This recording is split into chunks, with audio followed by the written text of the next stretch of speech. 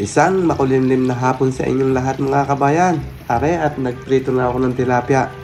Wala nang maisip mailuto ay di magsasaisda naman. Ay syempre, habang nagpipritos shashot ng kaunti. Pagka pa isa-isa lang naman sadya namang ayos lang. Pritos na tilapia at pritos na talong. Sausaw sa toyo, may kalamansi at sili. Ay digay iktad na naman ang aming hapunan na rin. Ay simple-simple lang paanhin. Ay ari rin ang isa sa mga pagkaing ibinuhay sa amin ng aming ina. Ay siya galing magpipritos ng talong noon. Palibasa laging may tanim na inaraw-araw. Ay di inaraw-araw din ang pag-uulong ng talong.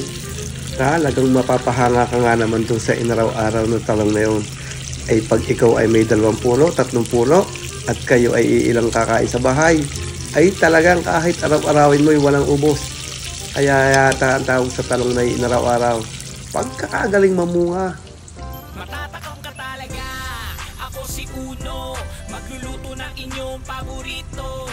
Masarap, malasa kapag natikman, mapapawaw sa video pala. Mga lutong Pinoy at lutong bahay o kahit pa sa handaan. Ako si Uno, pinasarap, lutong kayo'y matatakam.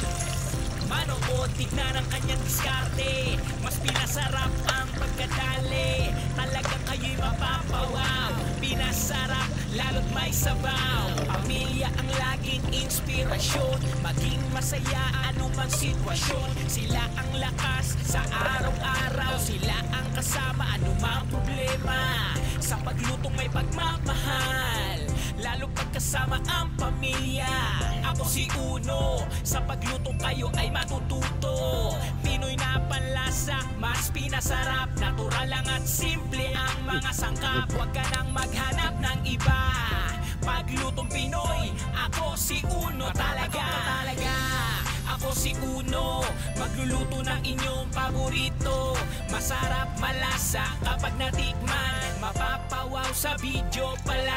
Mga lutong Pinoy at lutong bahay o kahit pa sa handaan.